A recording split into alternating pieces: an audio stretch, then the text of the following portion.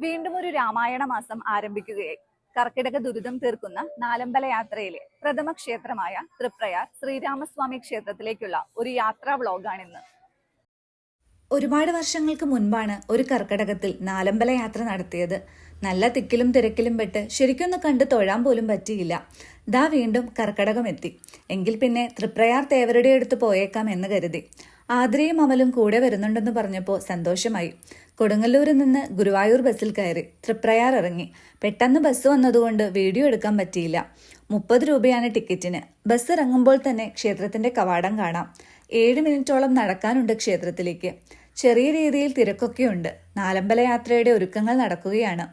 പന്തലും Q സംവിധാനവും എല്ലാം ഒരുങ്ങുന്നു. കളിപ്പാട്ടങ്ങളും പലഹാരക്കടകളും എല്ലാം വന്നു തുടങ്ങി. ചെറിയൊരു ക്യൂ ഉണ്ടായിരുന്നെങ്കിലും നന്നായി തൊഴാൻ പറ്റി. പ്രധാന വഴിപാടാണല്ലോ മീനൂട്ട്, അതും നടത്തി.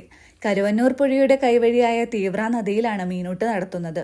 ഭഗവാന്റെ അവതാരമായ മത്സ്യാവതാരത്തെ ഊട്ടുന്നു എന്നാണല്ലോ സങ്കല്പം. എത്ര വലിയ മീനുകളാണവ!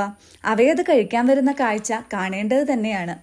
പള്ളിയോടത്തിൽ ഈ നദി കടന്നാണ് തൃപ്രയാറപ്പൻ ആറാട്ടുപുഴ പൂരത്തിനായി പോവുക. ഗോശാല കൃഷ്ണനെയും അയ്യപ്പസ്വാമിയെയും എല്ലാം തൊഴുതു പ്രാർത്ഥിച്ചു മടങ്ങി.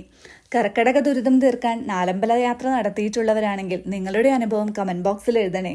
വീഡിയോ ഇഷ്ടപ്പെട്ടെങ്കിൽ ചാനൽ ഒന്ന് സബ്സ്ക്രൈബ് ചെയ്ത് സപ്പോർട്ട് ചെയ്യുക. നന്ദി, നമസ്കാരം.